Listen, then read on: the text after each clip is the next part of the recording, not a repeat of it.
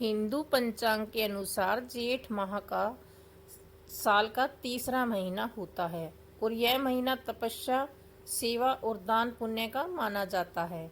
इस माह में सूर्य की तेज किरणें और गर्म हवाएं शरीर को थका देती हैं और जो व्यक्ति इस कठिन समय में संयम रखता है, सेवा करता है और धर्म कर्म करता है, उसे जीवन में कभी किसी चीज़ की कमी नहीं रहती। लेकिन दोस्तों, जिस तरह कुछ कार्य इस महीने में करने से पुण्य मिलते हैं, वैसे ही कुछ कार्य करने से सीधे सीधे माँ लक्ष्मी नाराज होती है।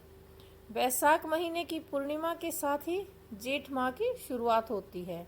मान्यता है कि इन दोनों कार्यों में करने से माँ लक्ष्मी रुष्ट होती है और धन की हानि के साथ साथ पैसों की तंगी का भी सामना करना पड़ सकता है। आज इस वीडियो में हम आपको बताएंगे जेठ माह के दौरान ऐसे कौन से कार्य हैं जो हमें नहीं करने चाहिए। लेकिन उससे पहले यदि आपने माता हमारे चैनल को सब्सक्राइब नहीं किया है तो हमारे चैनल को सब्सक्राइब करें। माता लक्ष्मी का आशीर्वाद सदा आप पर बना रहे और कमेंट बॉक्स में लिख के अपनी मौजूदगी ज़रूर बताएं कि माता लक्ष्मी पर आपकी कितनी आस्था है। तो आइए जानते हैं वे कौन से पवित्र महीने में काम चाहिए, ना करने चाहिए। सबसे पहले बैंगन जेठ के महीने में कभी नहीं करना चाहिए। मान्यता के अनुसार इस महीने में बैंगन का सेवन करने से संतान को नुकसान पहुंचता है। बैंगन गर्म और वातपित्त माना जाता है और इस महीने में इसका सेवन संतान सुख और स्वास्थ्य दोनों पर पूरा असर डालता है। पुराने लोग भी इसे शरीर में वात का रोग और गर्मी बढ़ाने वाला मानते थे, इसलिए भी इस महीने में इस सब्जी का सेवन करना मना किया जाता है। तो जेठ पुत्र या पुत्री महीने में बड़े नहीं करना चाहिए। शास्त्रों में ये वैज्ञानिक समस्या आ सकती हैं और माँ लक्ष्मी की कृपा रूठ जाती है।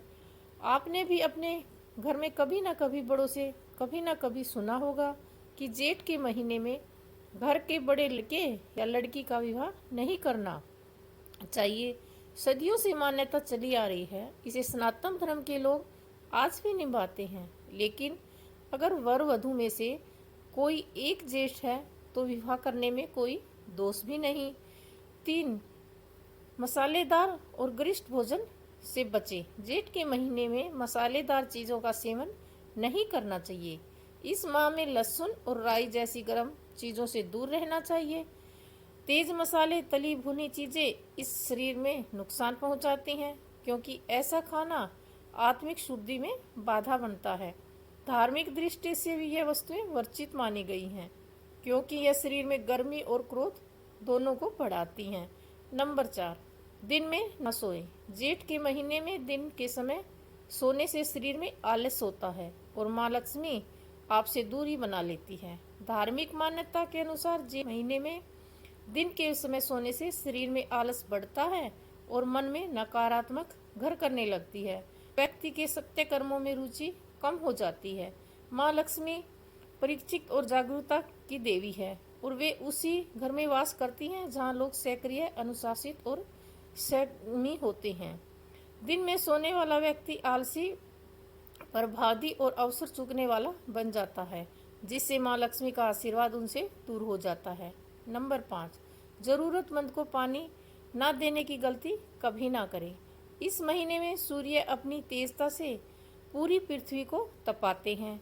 ऐसे में एक घूंट ठंडा पानी किसी के लिए जीवन दान बन सकता है और इस समय अन्नदान का सबसे और जलदान का सबसे बड़ा दान माना गया है। माना जाता है कि जो व्यक्ति इस महीने में दूसरों की प्यास बुझाता है, दूसरों के जीवन में कभी धन और सुख शांति की कमी नहीं होती। ऐसे समय में अगर कोई प्यासा व्यक्ति आपसे पानी मांगता है और आपके पास पानी होते हुए भी आप मना कर देते हैं, तो समझिए आपने सिर्फ एक इंसान को नहीं ठुकराया, बल्कि अपने माँ लक्ष्मी को नाराज किया है। नंबर 6, शाम के समय झाड़ू ना लगाएं। शाम के समय झाड़ू लगाने से माँ लक्ष्मी का आगमन नहीं होता। अगर इस समय झाड़ू लगाई जाती है तो धन, सुख और सौभाग्य तीनों बाहर हो जाते हैं। झाड़ू लगाने का सही समय उदय से पहले या ठीक सूर्य उदय के अति अत्यधिक आवश्यक है। तो शाम को अगर झाड़ू लगानी हो तो सूर्य ढलने से पहले लगाएं, लेकिन सूर्यास्त के बाद नहीं। इसके अलावा संध्या समय में घर में दीपक अवश्य जलाएं, माँ लक्ष्मी की पूजा करें और सकारात्मक वातावरण बनाए रखें।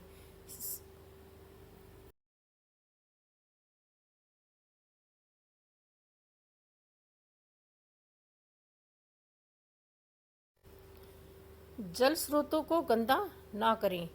नदी, कुएं, बावड़ी, इनका जल शुद्ध और पवित्र माना गया है।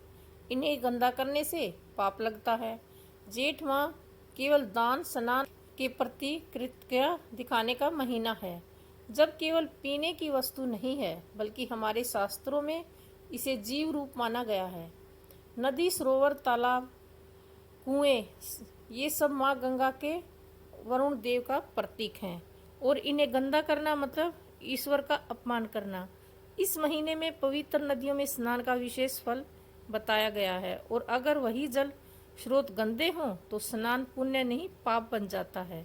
देवी लक्ष्मी और भगवान विष्णु की कृपा स्वच्छ जल स्रोतों से जुड़ी है और गंदा जल दान या सेवा में फल को नकारात्मक बना देता है।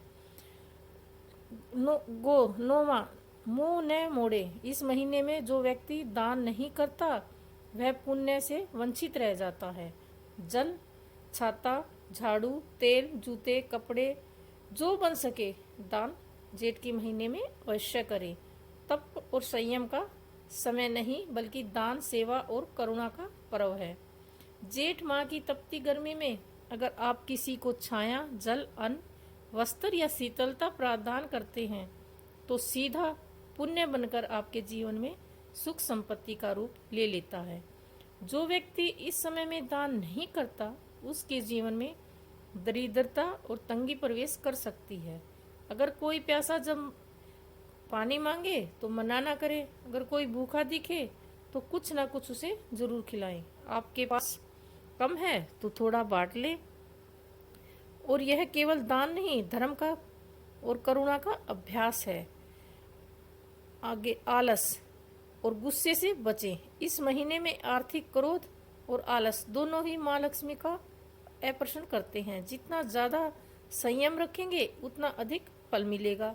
जेठ की तपीर को सुस्त बना देती है, लेकिन अगर आप सुस्ती में बह गए तो सत्य कर्म छूटने लगते हैं और दिन भर समय व्यर्थ जाता है। इस माह में स्नान, ध्यान, जप, दान और सेवा का विशेष महत्व है और आलस्य से आप इन सब से वंचित हो सकते हैं। इसके अलावा भगवान विष्णु को यह मास बहुत प्रिय है और वे सक्रिय और कर्तव्यनिष्ठ भक्तों से प्रसन्न होते हैं। गुस्सा इंसान का सबसे बड़ा धार्मिक पतन है और जेठ की गर्मी में शरीर ही नहीं मन भी चिड़चिड़ा हो जाता है। लेकिन संयम न रखने पर अपने आप परिवार, संबंध और ईश्वर भक्ति तीनों को खो सकते हैं। क्रोध में बोले गए शब्द तीर की तरह चुभते हैं और धर्मशास्त्र कहता है क्रोध में कभी नहीं बोलना चाहिए। आलस्य शरीर को मारता है और गुस्सा आत्मा को।